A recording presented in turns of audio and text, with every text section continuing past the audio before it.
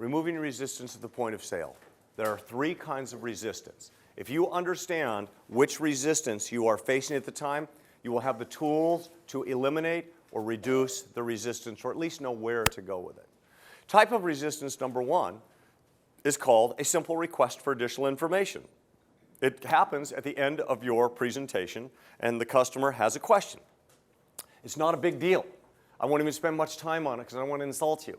For example, if you were to finish your site inspection and you say, well, that concludes, Kim, our site inspection. How'd you like the hotel? And Kim turns to me and says, you know, Steve, I really didn't get a chance to see the suites. You know, we do have some hospitality in the evenings, and you didn't mention anything about the suites. Shoot, I'm sorry.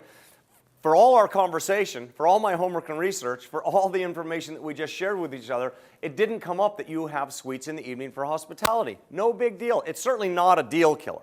And so what you would say is, gee, Kim, I'm sorry, I did not realize that suites were important to you. Let's go over to the front desk, let me see which suites are available, and let's go upstairs and take a look at the suites. This is removing resistance at the point of sale. It's a simple request for additional information. It's something that wasn't discovered when you were doing your research on the account. It just didn't come up. He didn't mention it. You didn't know it was a deal. No big deal. But you would be shocked. We get this particularly on the telephone, the test calls that we do. You'd be shocked, and I'll exaggerate to make the point. So, Kim, how'd you like the hotel? Now that we've completed the site inspection, we're in the lobby of our hotel. How'd you like the hotel?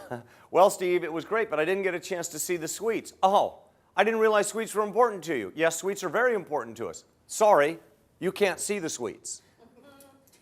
Well, we laugh at that example, but how many times do we do test calls where we say, you know, if there are charges for parking, be sure and include it in the proposal. Do you have high-speed internet access in the meeting rooms? If so, please if there's a cost, please include it in the proposal. If it's free, please include it in the proposal. And then the proposal arrives, and there's no mention of parking, and there's no mention of high-speed internet access.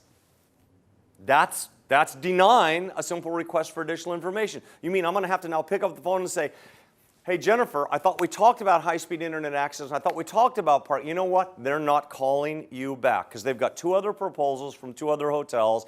They did include it in the proposal. You're out. Even though you might have been the best hotel, you did not respond to their request for additional information. It's unlikely they're going to call you back. Why?